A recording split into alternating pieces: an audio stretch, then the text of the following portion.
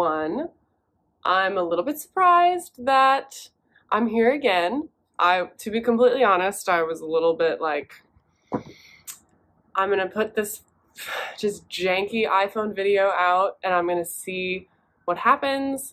Maybe it won't spark any type of reaction in me and that'll just be it, and it'll just live there as this like failed attempt to start, I don't know, putting myself out there, putting things on YouTube, creating kind of this log, visual diary of the things that I've been getting to work on. And I was totally inspired by just even the first episode in the last couple days. So many people have left nice comments, and it just sparked some of the, I guess, connection over like this hobby, but hopefully in the future over other things that I find really interesting and fun to do. I was just on the phone with my mom this morning and was talking about just how much joy it gives me when I get to make something, like see a pattern, something that I want to make. I get to buy the material, I get to make the actual thing, and then I get to wear it.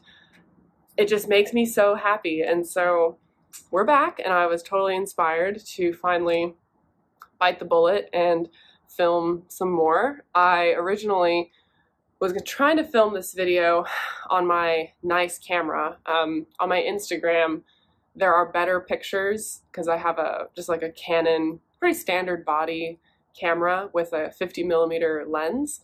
And so I'm able to get some decent photos, and I tried filming this video with that camera, and that technically was not it. It was not going to happen.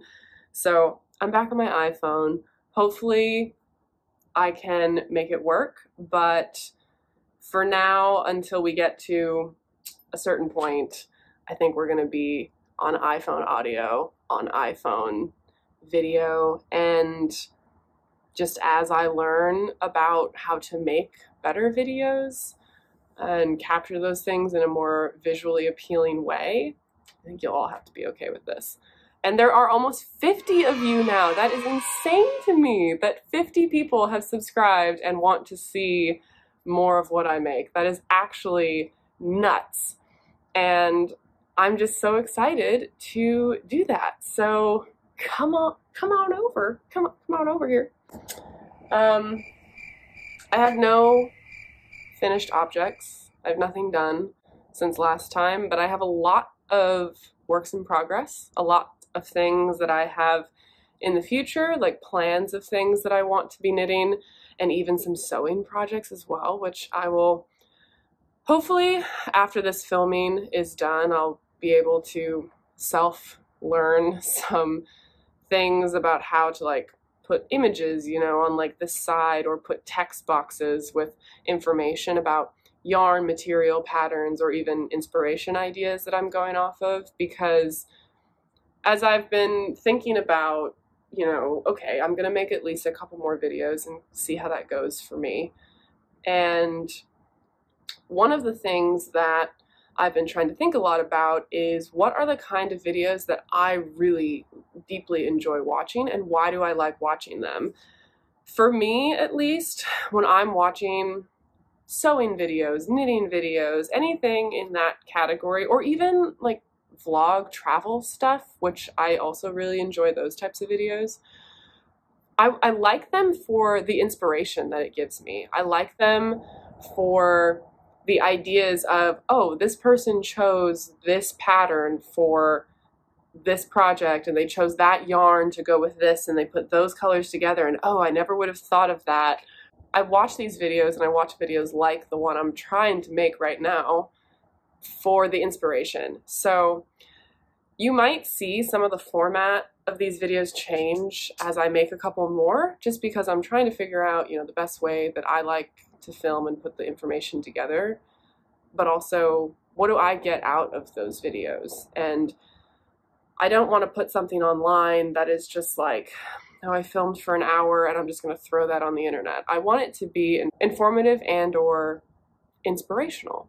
And so I think what I'm going to do is, rather than like talk through verbally all the different yarns that I've chosen and the colors. I'm going to talk about the actual thing and I'll show you and I'll tell you what the pattern is. But in terms of like the specs, you know, of the size that I've picked, the needles, the yarn, the color that I've chosen, I think I'm just going to try to figure out how to do like a little box with information, and then you can pause it, you can screenshot it, and that way I won't have to spend like 10 minutes going through the information. I'll just be able to show you the thing, the progress I've made on it, talk a little bit about how it's going, and maybe any modifications I've made, because that's important information that's difficult to describe, you know, in words. It's easier to talk that through. So we'll see how that all goes.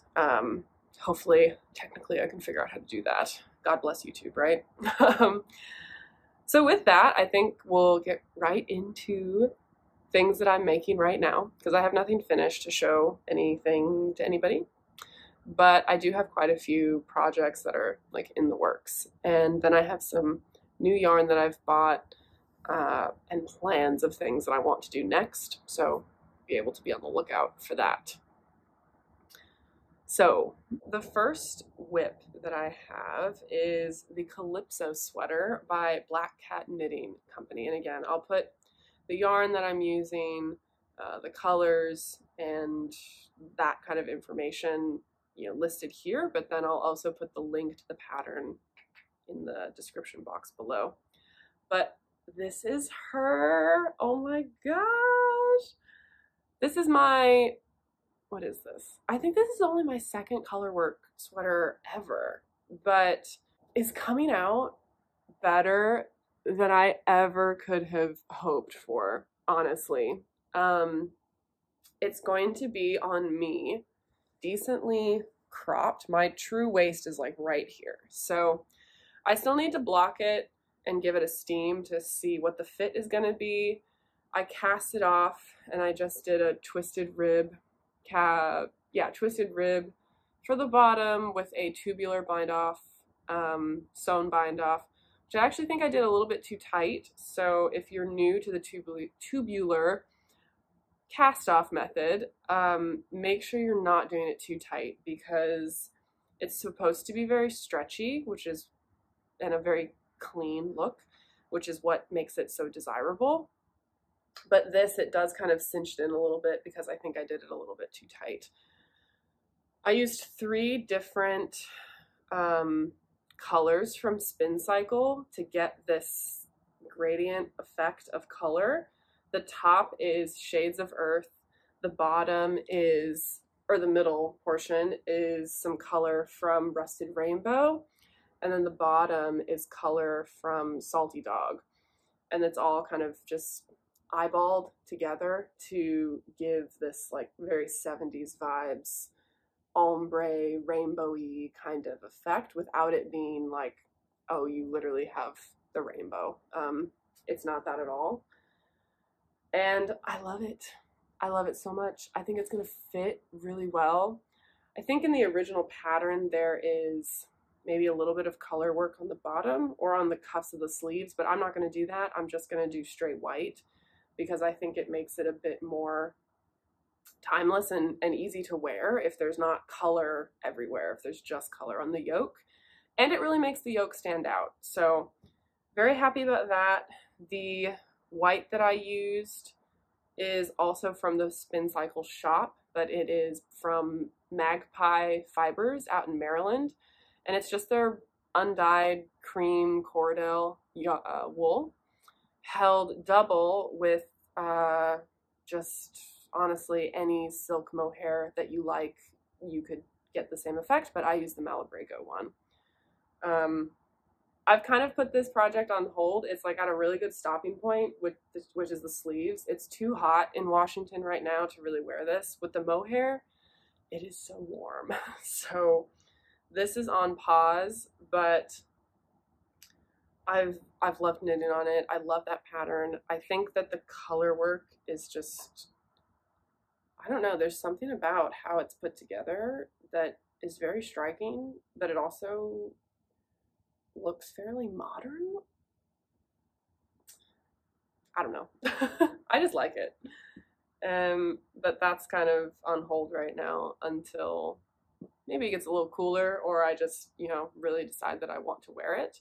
But this is where this is at, and I've been super happy with it. Next work in progress is also one that I haven't really been putting a lot of time into, just because it's been so warm here in Washington, but it is the Fjelltur Lite sweater by Telvinin. She's a Norwegian designer, I believe, and she has a lot of bottom-up sleeve, you know, from the bottom up, and then a yoke construction colorwork sweaters. Very Icelandic designs, and I am just working on that. This is the body. I believe this is the 3rd size. I can't remember. It's either the 3rd or 2nd size. I've not made any modifications to this yet. It's just been a very mindless knit. She doesn't do the tubular cast on, but that's my preferred cast on. I just think it looks very clean. It's very stretchy, and it is a nice finishing touch. And so that's the cast on that I did. I believe I have like 6 more centimeters before I would be at the spot where I need to split for sleeves or go to the sleeves. And I've been really liking it. It's just been too hot to work on it. And also the yarn for this has been a little bit interesting. My mom bought for me at Maryland Sheep and Wool this last year a lot of this stuff. She bought it in the white, and then I got 2 contrast colors in this like beautiful sage green and then a dark green that is hard to see on this lens, but it has like flicks of, it almost has this crazy aqua green blue hue to it. And so together, I think these colors really complement each other. The white base is from this place called Shenandoah Fibers, which is a farm mill situation. I don't know a lot about it, to be completely honest. It's pretty small business vibes. And it's just so soft. And that's very true. It is crazy, crazy soft.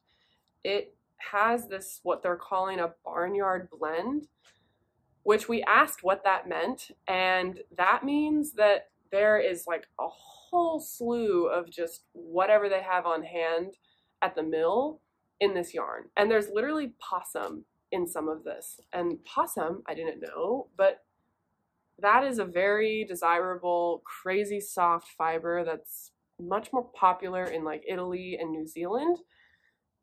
I had no idea. The more you know. So that's what the main yarn is. And then I didn't quite meet gauge because the pattern is for an Aran weight yarn, and it's a pretty uneven textured yarn, the stuff from Maryland, so I had to hold it with something. So I just went to my local yarn shop and got a fingering weight. I think this might actually be lace weight. It's like, it's also interesting. It's not, I didn't really think when I went about anything other than, oh, I just need some fingering weight yarn. I didn't think about like the fiber content at all. But this is from the Fiber Co. Queen Anne's Lace is the name of this type of yarn. And it is a blend of wool, llama, silk, and linen. Like, probably not the best choice for a more rustic Icelandic style sweater, but honestly, this fabric is so crazy soft, like next to skin soft. It's pretty fuzzy, but not necessarily pilling, which I like. And it's very heavy. I think with the linen and the cotton and the silk, it's just got this real weight to it. And I think it's actually going to be very, very warm, especially when it blocks out and washes and kind of blooms quite a bit. I don't know, this was a bit of a wild card in terms of the yarn that I chose. but I think it's going to be really toasty and very, very soft coziness. So that's where this is at. I don't know if I will have any progress on this, like by the next time another one of these videos comes out, because it's very sweaty to knit on it, and the apartment that I'm in doesn't have great AC, so that might just be in the bag until, you know, it cools off a bit.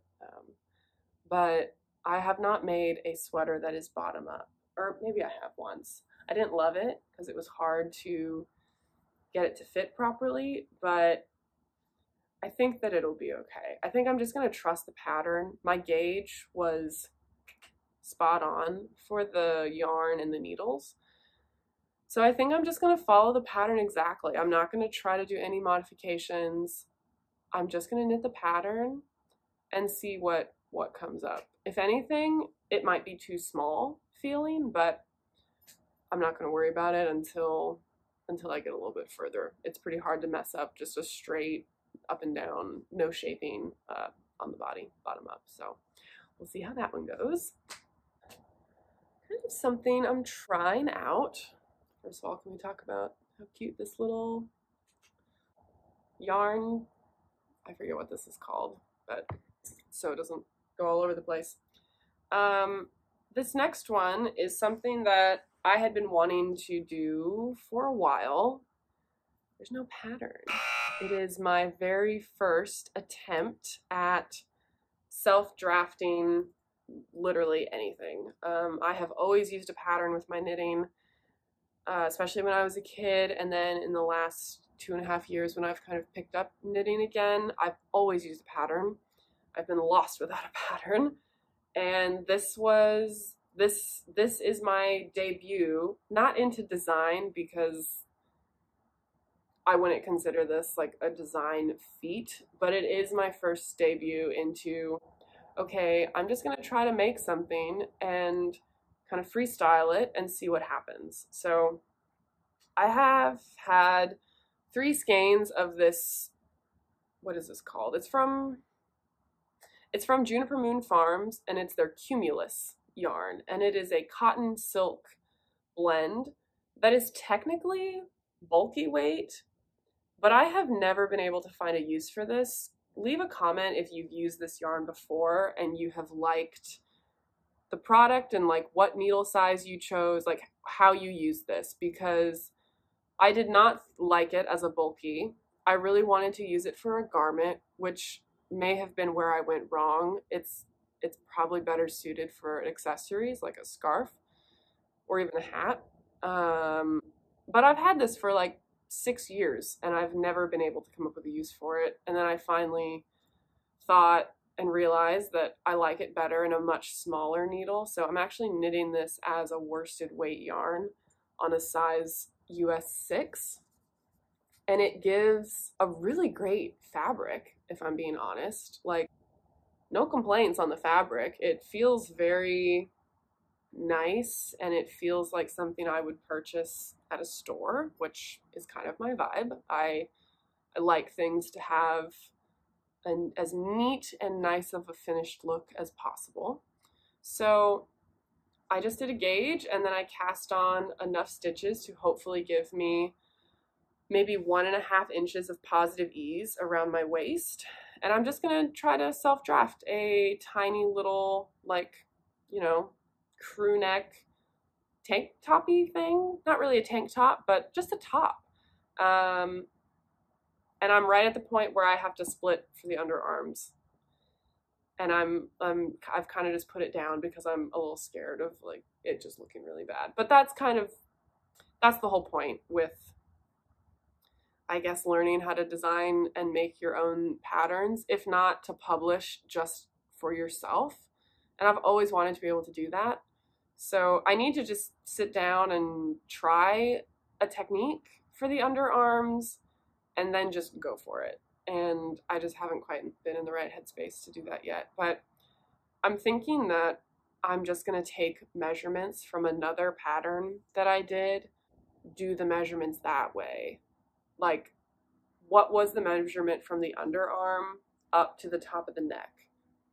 And so I know I have some baselines for the length of what things are supposed to be. We'll see how it goes. I clearly did not plan this out well at all. I'm just kind of going for it. But that's true Charlotte form, is to do that way. But yeah, hopefully this has more progress next time. I'm sure it will.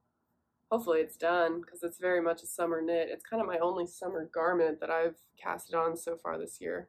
And hopefully it turns out to be at least semi-wearable. But that is this one. We don't have a name for this yet, so if you have a good name idea for this, let me know. Okay, my last two whips, works in progress, are pretty tiny, like just little things on the side that are very mindless.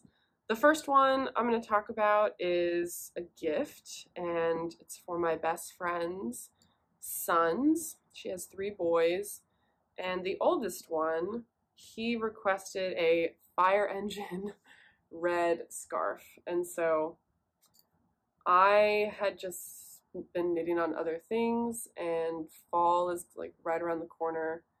And so I finally just casted this on. I'm not using a pattern for this. I'm just gonna do, for his scarf, this red, what is this yarn? It's not expensive. It's something that a kid can wear and beat up, and his mom's not gonna have to worry about how to wash it or anything. It's the Baracco Vintage DK machine washable wool blend. So very easy to take care of. Totally something that he can rip, tear, wear to death, step on, and it's not going to be this like crazy expensive piece. But his, it'll block out, you know, pretty, maybe to be like 10 inches wide.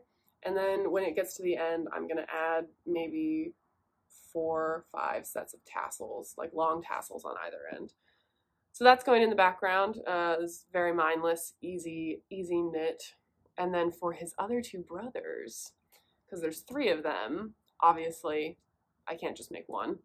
And so I got the same yarn, that Vintage DK, in a navy blue color, and that's going to be for the middle brother. And then I had some more Baracco yarn that was stashed. I don't know when I bought this, maybe 3 years ago. And this is just a super wash 100% wool blend that is fingering weight. So I think I'll hold this double for the 3rd boy's scarf. I think what I'm actually gonna do is, because it has ended up being so cute in the primary colors for each of these little boys, his is gonna be a rib, and then I'll do pretty much the same measurements for a scarf, but it'll be a slightly different stitch pattern. And then I think for this one, I'm just gonna do garter stitch, so it'll be a totally different texture. And I'm so excited about that. One, because I'm obsessed with the primary color as a color palette, but also I think it would be so cute for all of them to have like a little photo shoot, and they could all take pictures of them in their little knit scarves, but they would be the primary colors and then all slightly different textured scarves with the tassels. Chef's kiss. I just think it's gonna be the cutest thing. So very easy, mindless knits that I can just have on in the background when I don't want to think about anything technical and I just want to be working on something. So more on those. Those are gonna be really cute to photograph as well, like just even as a product.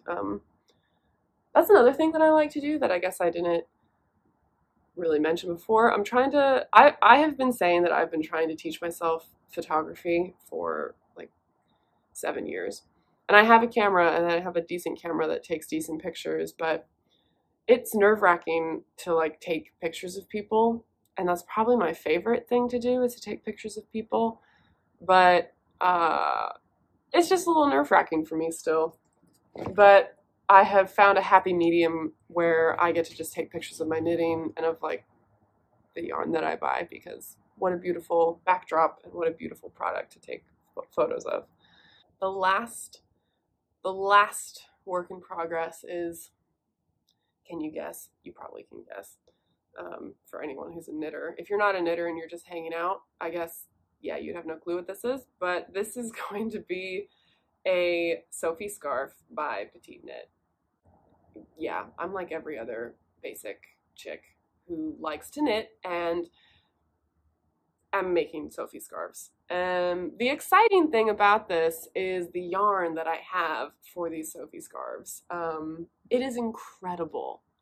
I recently took a work trip to Austin, Texas, and I went to my favorite yarn shop there, and I was just feeling like I wanted to spend some of my hard-earned cash, and so I bought this color, which is this Lamin hand-dyed from Paris yarn, and it is a 70% baby alpaca, 20% silk, and 10% cashmere blend.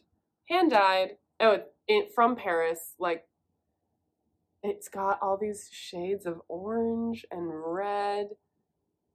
It's a color I have been obsessed with for the past, I don't know how long. I love this vintage bright cherry red. I love it. I love it, love it, love it, love it. It's a lace weight, and so I needed to hold it double, or I wanted to hold it double with something. And so actually yesterday, I recently ventured out to Bainbridge Island with my mom to finally check out the Lamin Kid Yarn shop out there, and they're a hand-dyed yarn shop on Bainbridge Island in Washington. And we both bought some of their Surrey alpaca, like, lace weight yarn that you can hold double with lots of things. And so that's what I'm holding with this Lamin yarn, and it is coming out probably better than I ever could have hoped. Like, I think that this is going to just look so stinking good with, like, can you imagine? Can you just visualize with me for a moment? A crisp white button-up blouse, like, you know, open collar, the most amazing pair of fitted blue jeans or like dress pants that you just feel like $1,000,000 in, and then this little accessory and like gold jewelry. Oh my gosh. I think it's gonna look so good. And I have so much yarn. I think that one skein from Texas is like 450, and so I'd be able to make like 4 or 5 of these things and then give them as gifts, like a little luxurious gift for some of my girlfriends, which I think is such a great idea and a great way to utilize the Sophie Scarf pattern. I bought 2 shades of the alpaca because I thought that there's hues of both of these colors in the main color, and so it was a nice way to know that I would be able to get 5 or 6 little Sophie scarves, but have 3 of, you know, same color family, but essentially 2 different colors. So this one here is called Poppy, and then I don't know what this color is, I'm so sorry. It's a red color. I'll try to find the name and put it below. But it's also, what's the name of this yarn? It's the Diamond Lane alpaca from the Lamin Kid.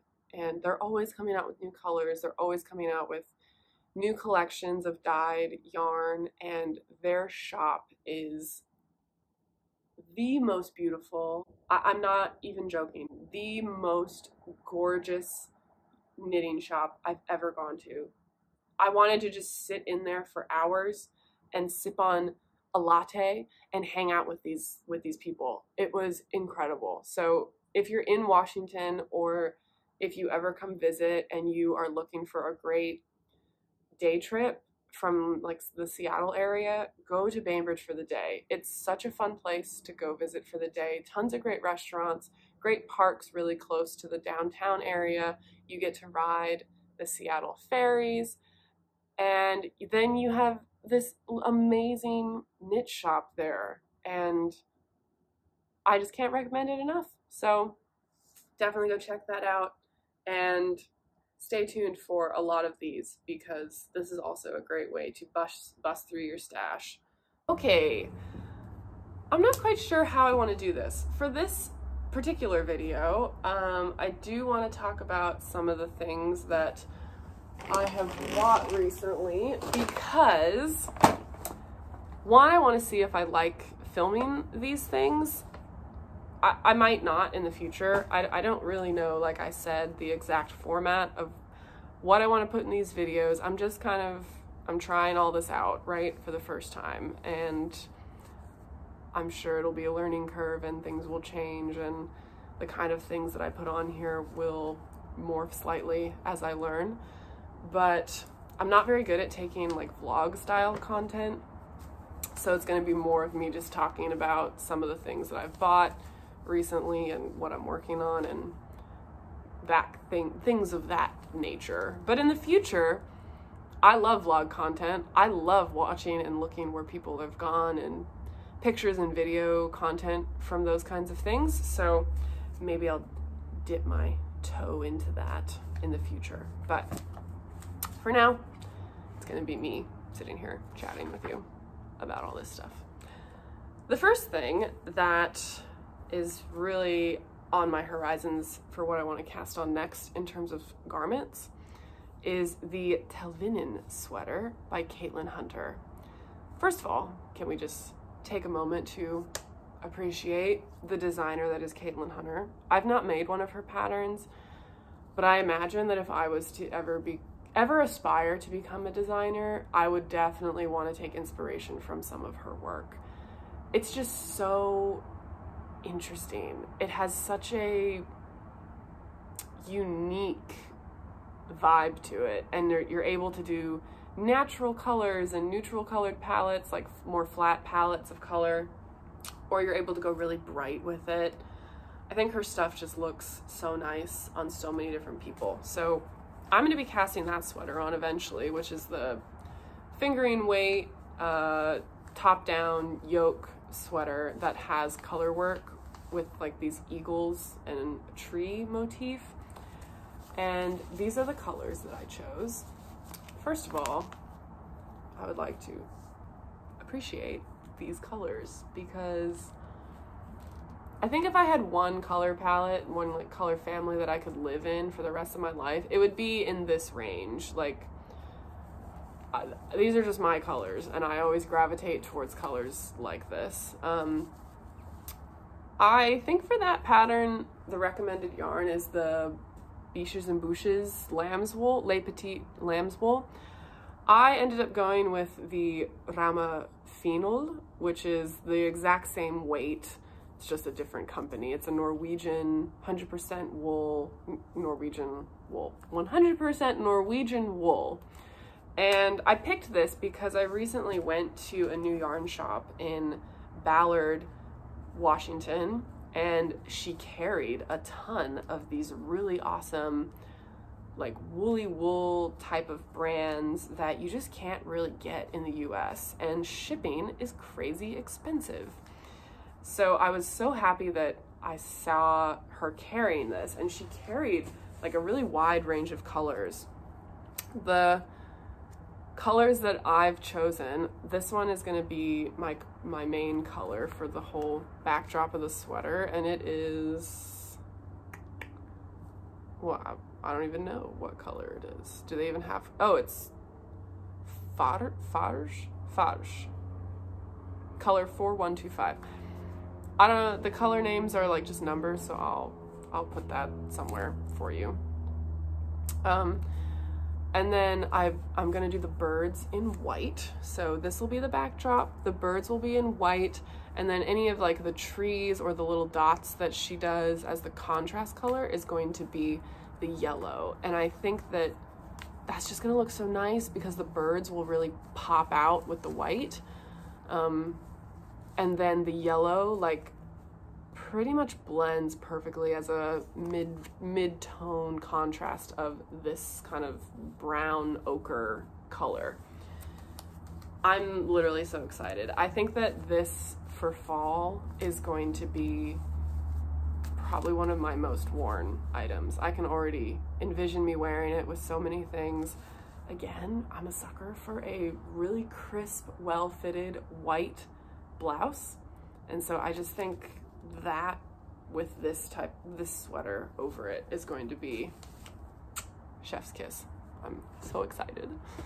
The next batch of stuff that I'm going to show you is from the Black Sheep wool gathering that happens sometime in, when did we go? Maybe July. I can't remember the exact dates. I'm really bad with names and dates, if you haven't noticed. I apologize in advance, but this is me. So if you don't like it, I guess you don't have to stay.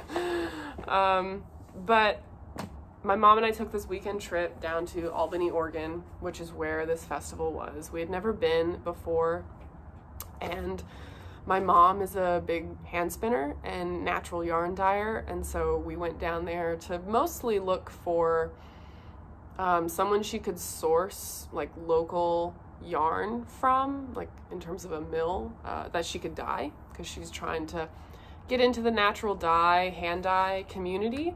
And so we were looking for yarn bases for her to use as a source for her dyes, so maybe she could sell some of her hand dyed stuff.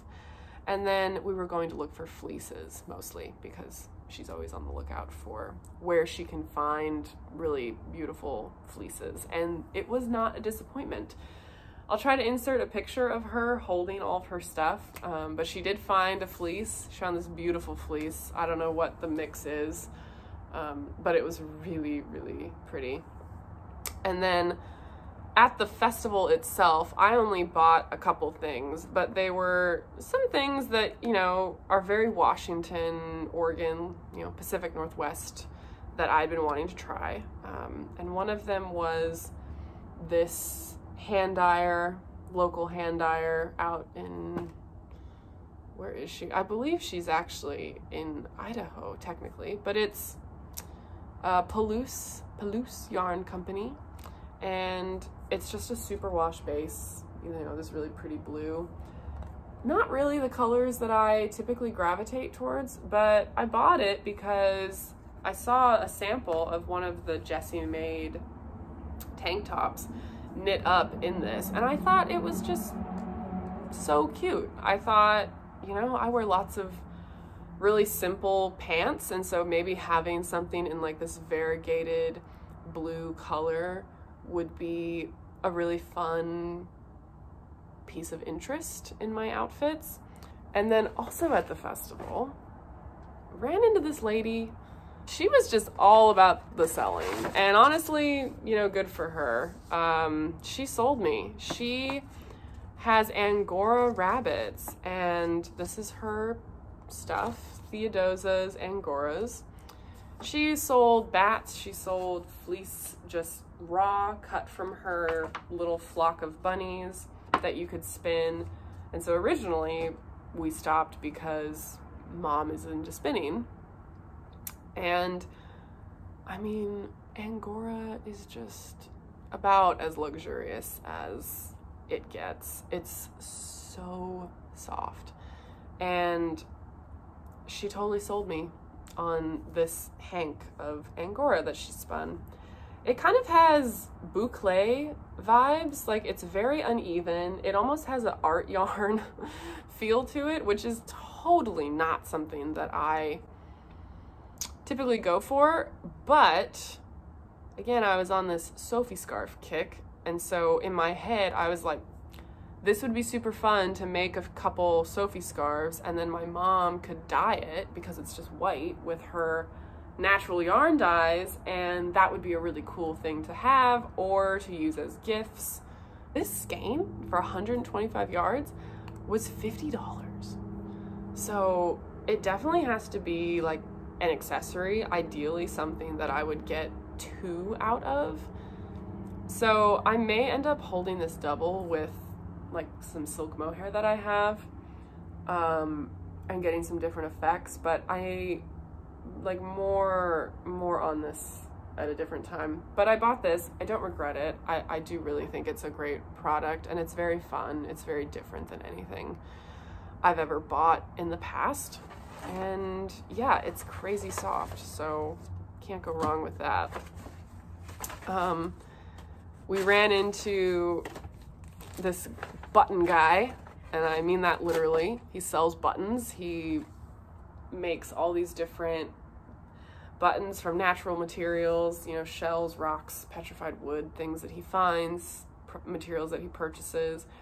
And it was just this huge table of all these different buttons. And again, I was just a sucker for the story. I wanted to hear all about these buttons. Apparently there's a whole button community of people who collect buttons, and they want these handmade buttons for these beautiful garments that they make, and they want them signed by the button maker. I mean, like, yeah, like you don't know unless you know. And this guy's buttons is called the Rock and Wool Company, which is hilariously smart. Like, I was honestly just blown away. His name is Jason and Jacubos, and he's on Facebook. I think that's the only place you can find him. But I bought this turquoise button. I just bought one. I don't know what I'm gonna do with it. My original thought was, I had been seeing a couple t-shirt patterns that were like a keyhole back, and they had, you know, one need of a button, and so I thought, oh, that would be really pretty to have. Even you could either do something in the same like blue color family, or you could do something that's beige with like maybe a gold hue, and that would play really nicely off this. And so it was just a really nice point of detail, I think. And I really liked the guy, and so I spent 12 of my dollars and bought a button from him. So I guess, you know, maybe way down the line you'll see what I end up doing with that. And then the last full day of Mom and I's trip, we were pretty close to Bend, Oregon, like 2 hours away. And so we drove out to Bend for the day, just walked around, got lunch, but there was a yarn shop there, so obviously we went because it was a whole fiber weekend. And the only thing I ended up buying there was this stuff that was on sale.